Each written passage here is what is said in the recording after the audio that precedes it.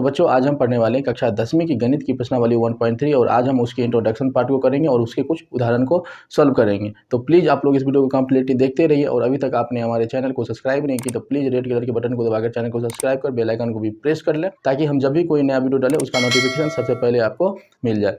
तो चलिए सबसे पहले हम यहाँ पे उसके इंट्रोडक्शन पार्ट को देखेंगे। प्रश्नावली 1.3 उसकी हम इंट्रोडक्शन पार्ट को करेंगे। इसमें जो प्रमेय 1.3 है ये प्रमेय काफ़ी इंपॉर्टेंट है और इसी प्रमेय के बेस पर इस चैप्टर का टोटल सवाल को हम सॉल्व करेंगे। तो ये प्रमेय काफ़ी इंपॉर्टेंट है, तो हम चलिए इस प्रमेय को समझा देते हैं आपको ये प्रमेय क्या चीज़ कह रहा है। यहाँ पे आप देख सकते हैं, यहाँ पे प्रमेय 1.3 को हमने लिख करके रखा है और ये प्रमेय क्या कह रहा है कि मान लीजिए कि P एक अभाज्य संख्या है, P a स्क्वायर को विभाजित करती है तो P a को भी विभाजित करेगी। इसके कहने का मतलब क्या है, चलिए यहाँ पे हम आपको समझाते हैं एग्जाम्पल के थ्रू।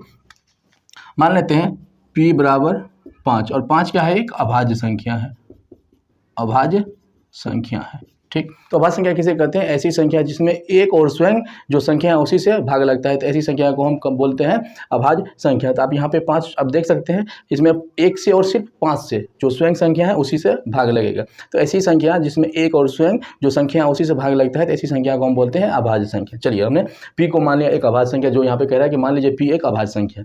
उसके बाद कह रहा है कि P a स्क्वायर को विभाजित करती है तो P a को भी विभाजित करेगी। तो चलिए यहाँ पे हम मान लेते हैं a बराबर 25। चलिए अब इस कंडीशन को हम आपको समझाते हैं। यहाँ पे क्या कह रहा है कि P a स्क्वायर को विभाजित करती है, मतलब P जो है a स्क्वायर को विभाजित करती है।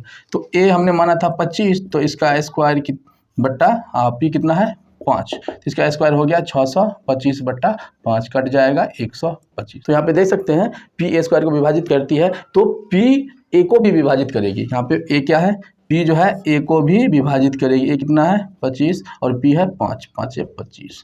तो आप यहाँ पे देख सकते हैं यही कंडीशन है। इसका कहने का मतलब है कि मान लीजिए कि P एक अभाज्य संख्या है, P अगर a स्क्वायर को विभाजित करती है तो P a को भी विभाजित करेगी। तो ये चीज़ आपको क्लियर हो गया है। चलिए प्रमेय 1.4 के ऊपर चलते हैं। और तो बच्चों आप यहाँ पे देख सकते हैं प्रमेय 1.4 क्या कह रहा है। 1.4 कह रहा है कि सिद्ध कीजिए कि √2 एक अप्रमेय संख्या है। तो आपको जब भी इस प्रकार का कोई क्वेश्चन मिले तो आपको इसके विपरीत चलना है। कैसे चलना है, तो यहाँ पे जो कह रहा है कि √2 एक अप्रमेय संख्या है तो आपको मान करके चलना है क्या कि √2 एक परिमेय संख्या है। चलिए इसको हम सॉल्व करते हैं। तो क्या मान लेना है, माना √2 एक परिमेय संख्या है। चलिए हमने इसको मान लिया क्या, इसके विपरीत हमने मान लिया क्या कि √2 एक परिमेय संख्या। और आपको पता होगा कि परिमेय संख्या किस फॉर्म में होता है, तो परिमेय संख्या होता है P बट्टा Q के फॉर्म में। तो यहाँ पे हम इसको लिख सकते हैं क्या, √2 equal to P by Q, √2 equal to P by Q, जहाँ P और Q क्या है, स्व अभाज्य संख्या है। P और Q स्व अभाज्य संख्या है। अब स्व अभाज्य संख्या का मतलब क्या होता है, तो स्व अभाज्य संख्या का मतलब होता है कि P और जो Q दिया गया है, P और जो Q है उस दोनों का HCF कितना होना चाहिए, 1 होना चाहिए। तो अब यहाँ पे मान लेते हैं P इक्वल टू 15 और Q इक्वल टू 16। इसको हम एग्जाम्पल में आपको समझाते हैं स्व अभाज्य संख्या किसे कहते हैं। तो इस दोनों का जब आप HCF निकालिएगा तो उसका HCF निकलेगा 1। ऐसी संख्या जिसका HCF कितना हो, 1 हो, तो वो होता है स्व अभाज्य संख्या। मतलब क्या है कि इस दोनों में जो कॉमन गुणनखंड होगा वो केवल 1 ही होगा। तो अब यहाँ पे चेक कर सकते हैं, अगर मान लीजिए 15 का हम गुणनखंड निकालें तो 3 गुणे 5 लिख सकते हैं, 16 का निकालें 2 गुणे 2 गुणे 2 गुणे 2 लिख सकते हैं। तो अब यहाँ पे इसमें देख सकते हैं कि इस दोनों में कोई भी कॉमन अंक नहीं है। लेकिन आपको पता होगा कि HCF कैसे निकाला जाता है, तो HCF जो निकलता है दोनों में जो कॉमन अंक होता है वही उसका HCF होता है। इस दोनों में कोई कॉमन अंक नहीं है, तो कॉमन अंक क्या है, केवल 1 है इसमें कॉमन अंक। तो ऐसी संख्या जिसका जो है HCF 1 हो वो हो जाता है स्व अभाज्य संख्या। तो इस दोनों में कॉमन क्या है, केवल 1 है।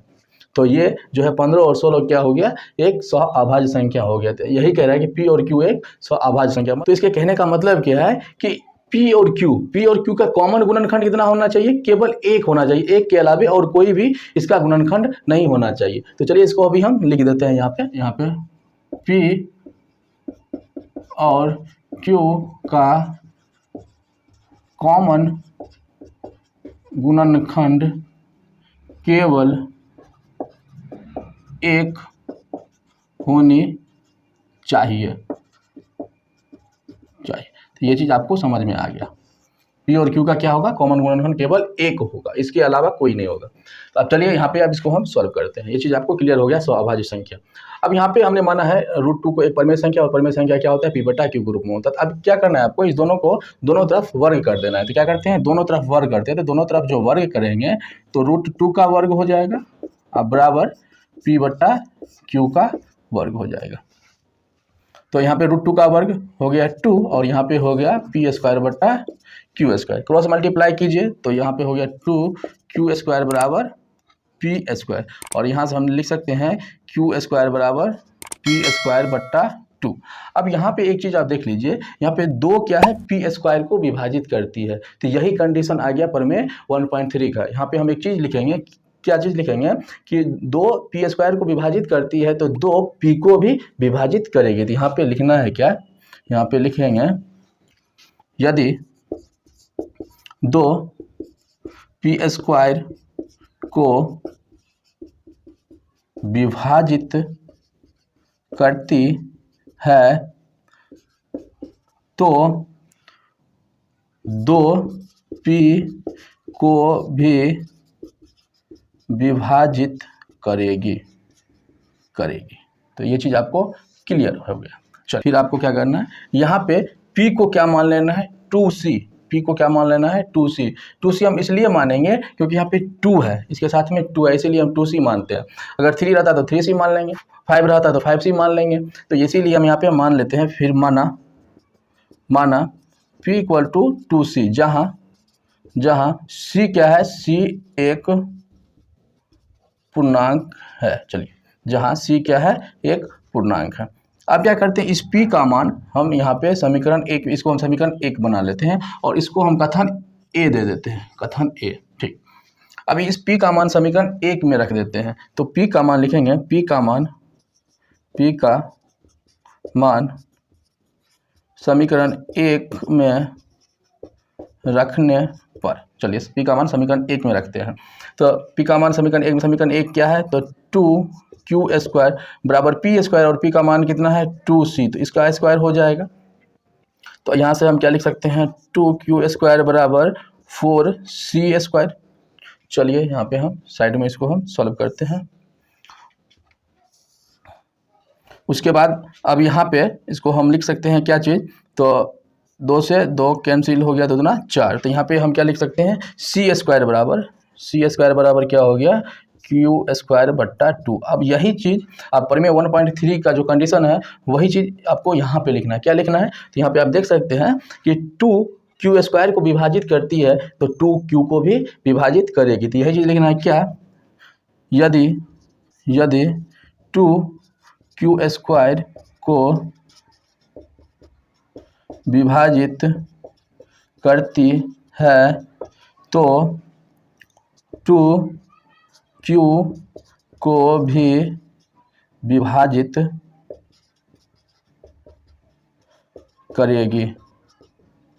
करेगी। इसको हम कथन B ले लेते हैं।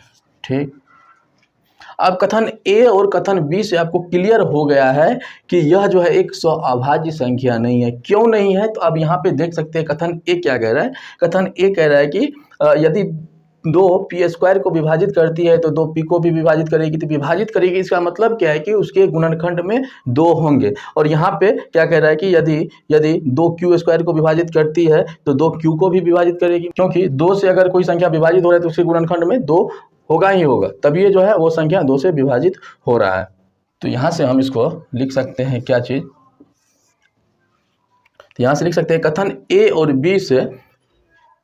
और B से क्या हो रहा है कि P और Q क्या है, एक स्वअभाज्य संख्या नहीं है, क्योंकि इसके जो है कॉमन गुणनखंड 1 के अलावे भी 2 है। इसलिए जो है ये जो है स्वअभाज्य संख्या नहीं है, क्योंकि स्वअभाज्य संख्या का कंडीशन क्या है, P और Q का कॉमन गुणनखंड केवल 1 होना चाहिए, लेकिन इस दोनों में कॉमन गुणनखंड 1 के अलावे भी यहाँ पे 2 आ रहा है। क्योंकि ये विभाजित हो रहा है, इसका मतलब क्या है कि उसके गुणनखंड में 2 होंगे ही होंगे, इसीलिए ये विभाजित हो रहा है। तो यहाँ पे क्या लिखेंगे, कथन A और B से, कथन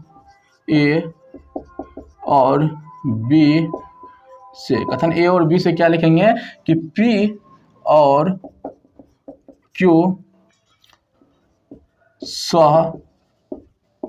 स्वअभाज्य संख्या नहीं है।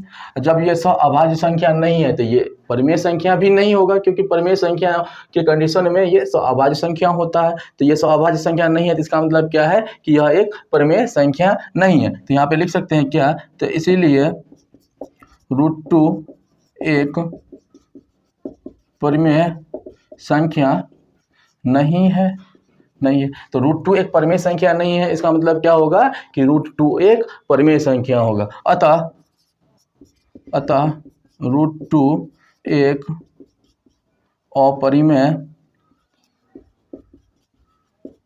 अपरिमेय संख्या है। यहाँ से आपका ये चीज़ प्रूफ हो गया, ये चीज़ सिद्ध हो गया। तो शायद आपको यह क्वेश्चन क्लियर हो गया होगा। तो चलिए अब हम अगला क्वेश्चन की तरफ चलते हैं, इसके उदाहरण की तरफ चलते हैं और वहाँ पे उसके उदाहरण को भी हम सॉल्व करते हैं। तो उदाहरण नंबर 9 क्या कह रहा है, उदाहरण नंबर 9 कह रहा है कि सिद्ध कीजिए कि √3 एक अपरिमेय संख्या है। तो जैसे हम परिमेय 1.4 को सिद्ध किए थे उसी प्रकार इसको भी सिद्ध करना है। तो चलिए इसको हम सिद्ध करते हैं। हाँ, तो यहाँ पे क्या कह रहा है कि √3 एक अपरिमेय संख्या है, तो आपको इसके विपरीत मान लेना है क्या कि √3 एक परिमेय संख्या है। तो चलिए यहाँ पे हम मान लेते हैं, माना √3 एक परिमेय संख्या है।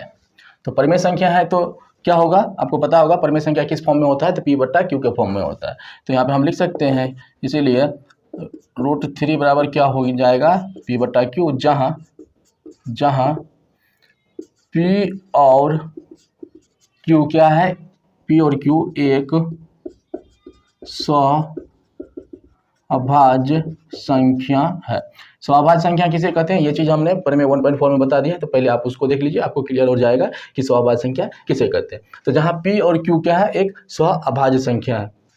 अब यहाँ पे क्या करना है, दोनों तरफ वर्ग कर देना है। तो दोनों तरफ वर्ग करेंगे तो यहाँ पे √3 का वर्ग हो जाएगा बट्टा बराबर हो जाएगा P/Q का वर्ग। तो यहाँ पे √3 का वर्ग हो गया 3 और यहाँ पे हो गया P² क्रॉस मल्टीप्लाई करेंगे तो क्या हो जाएगा, 3Q² बराबर P²। इसीलिए Q² बराबर कितना हो जाएगा, P²/3।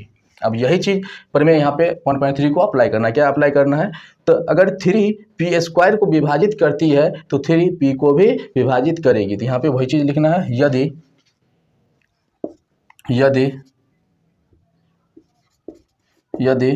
3 P² को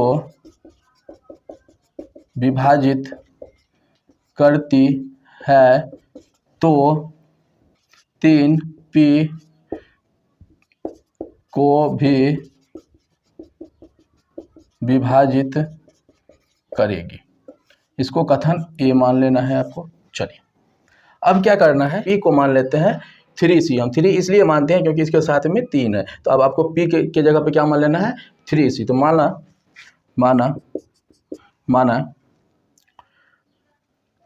माना P = 3C, जहाँ C क्या है,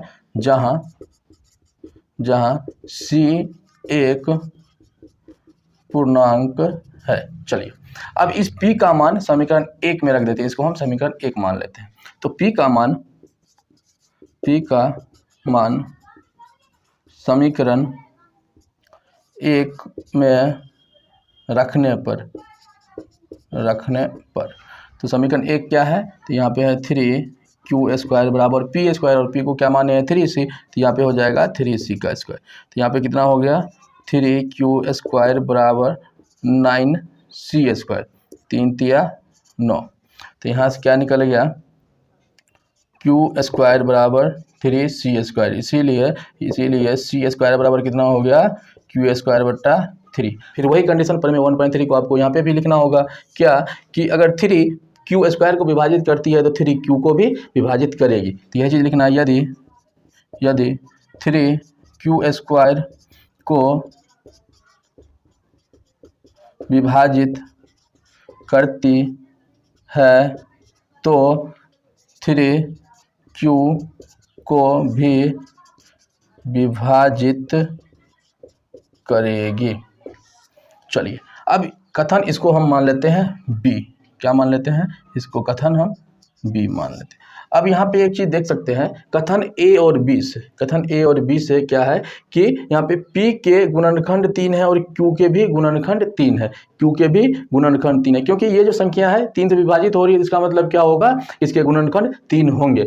लेकिन अभाज्य संख्या का मतलब क्या होता है, अभाज्य संख्या का मतलब होता है इसके जो कॉमन गुणनखंड होंगे केवल एक होंगे, एक के अलावा और कोई इसके कॉमन गुणनखंड नहीं होंगे। लेकिन यहाँ पे देख सकते हैं इसके जो है P और Q के कॉमन गुणनखंड 3 है, तो इसका मतलब क्या हो गया कि ये जो संख्या है अभाज्य संख्या नहीं है। तो यहाँ पे हम क्या लिखेंगे,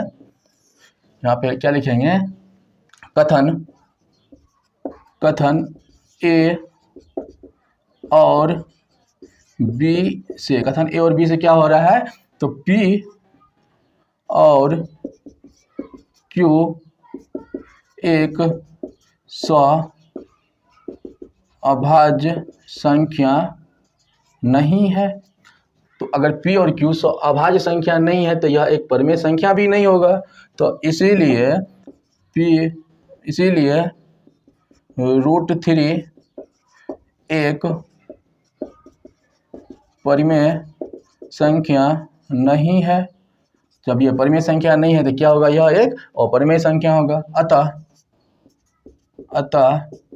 √3 एक अपरिमेय संख्या है। यहाँ से ये चीज़ प्रूफ हो गया, ये चीज़ आपका प्रूफ हो गया।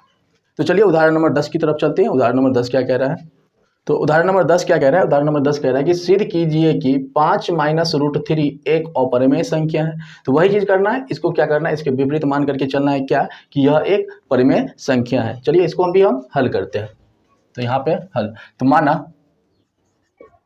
माना 5 माइनस √3 एक परिमेय संख्या है। तो परिमेय संख्या किस फॉर्म में होता है, P/Q के फॉर्म में होता है। तो इसीलिए क्या हो जाएगा, 5 माइनस √3 बराबर क्या हो जाएगा, P/Q, जहाँ P और Q एक अभाज्य संख्या है। तो अभाज्य संख्या किसे कहते हैं, यह चीज़ हमने परिमेय 1.4 में बता दिया है, तो आप उसको देख लीजिए पीछे जा करके। तो यहाँ पे चलिए अब हम आगे बढ़ते हैं। तो अब आपको क्या करना है, तो यहाँ पे हम क्या करेंगे, 5 माइनस √3 बराबर क्या है, P/Q। तो इसको हम क्या कर सकते हैं, तो 5 को उधर ले जा सकते हैं। तो इसको हम लिख सकते हैं क्या, माइनस √3 बराबर P/Q, -5, माइनस को कॉमन कर देंगे। तो माइनस को कॉमन करेंगे कितना होगा, √3 बराबर क्या हो जाएगा, 5 माइनस P/Q। तो अब यहाँ पे ये चीज़ आप यहाँ पे देख सकते हैं, क्या है, यह एक परिमेय संख्या है, क्योंकि P/Q के फॉर्म में, और 5 भी क्या है, एक परिमेय संख्या। लेकिन यहाँ पे √3 क्या है, एक अपरिमेय संख्या है, क्योंकि इससे पहले उदाहरण नंबर 9 में हम इसको सॉल्व किए थे, क्या कि √3 एक अपरिमेय संख्या है। तो यहाँ पे हम क्या लिखेंगे, चूँकि 5 माइनस P/Q एक परिमेय संख्या है। तो अगर ये परिमेय संख्या है तो यह तो √3 के बराबर है, तो √3 भी क्या होना चाहिए, एक परिमेय संख्या। अर्थात √3 एक परिमेय संख्या है, परंतु इस तथ्य के विरोधाभास से प्राप्त होता है कि √3 एक अपरिमेय संख्या है। परंतु इस तथ्य के विरोधाभास से प्राप्त होता है कि √3 एक अपरिमेय संख्या है। अतः हमारी मानी गई कल्पना गलत है। अतः हमारी मानी गई कल्पना गलत है। हमने क्या माना था, एक परिमेय संख्या, लेकिन ये क्या है, एक अपरिमेय संख्या है। इसलिए क्या हो जाएगा, इसलिए 5 माइनस √3 एक अपरिमेय संख्या है। यहाँ से प्रूफ हो गया, तो अब चलिए चलते हैं उदाहरण नंबर 11 की तरफ। तो उदाहरण नंबर 11 क्या कह रहा है, उदाहरण नंबर 11 कह रहा है कि सिद्ध कीजिए कि 3√2 एक अपरिमेय संख्या है। तो वही चीज़ करना है, इसके विपरीत हमको मान लेना क्या है, 3√2 एक परिमेय संख्या है। तो चलिए मान लेते हैं, माना 3√2 एक परिमेय संख्या है। तो जब परिमेय संख्या है तो क्या होगा, यह P/Q के फॉर्म में हो जाएगा। तो यहाँ पे क्या लिख सकते हैं, 3√2 बराबर क्या हो जाएगा, P/Q, क्योंकि परिमेय संख्या P/Q के फॉर्म में होता है, जहाँ P और Q एक अभाज्य संख्या है। चलिए अब हम यहाँ पे क्या करेंगे, 3√2 बराबर क्या है, P/Q। तो यहाँ पे क्या करते हैं, तो 3√2 बराबर कितना हो जाएगा, √2 बराबर हो गया P/3Q। चलिए तो यहाँ पे ये चीज़ देख सकते हैं, ये क्या है, एक परिमेय संख्या है, और √2 क्या है, एक अपरिमेय संख्या, क्योंकि इसको हमने पहले ही सिद्ध कर दिया था। √2 क्या है, एक अपरिमेय संख्या। तो यहाँ पे हम क्या लिखेंगे, हम चूँकि P/3Q एक परिमेय संख्या है। अगर ये परिमेय संख्या है तो इसी के बराबर में तो √2 है, तो √2 भी क्या होगा, एक परिमेय संख्या होगा। इसलिए √2 एक परिमेय संख्या है। परंतु क्या है, इस तथ्य के विरोधाभास से प्राप्त होता है कि √2 क्या है, एक अपरिमेय संख्या है। परंतु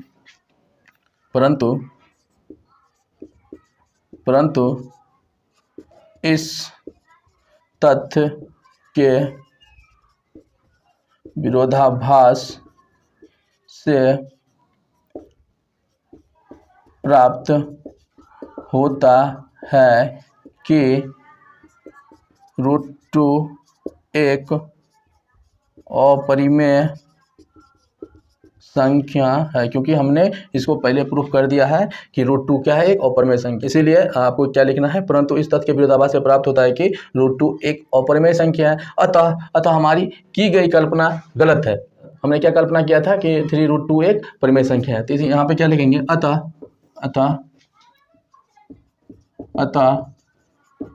हमारी की गई कल्पना गलत है। इसीलिए यहाँ पे लिख सकते हैं क्या, तो 3√2 एक अपरिमेय संख्या है। यहाँ से ये भी प्रूफ होगा, तो शायद आपको यह सारे क्वेश्चन क्लियर हो गए होंगे। तो अगले वीडियो में हम इसकी एक्सरसाइज को करेंगे। तो आपको यह वीडियो कैसा लगा कमेंट सेक्शन में जरूर बताइएगा, और वीडियो अच्छा लगा तो प्लीज़ लाइक सब्सक्राइब करना ना भूलें। तो फिर मिलते हैं नेक्स्ट वीडियो में, तब तक के लिए थैंक्स।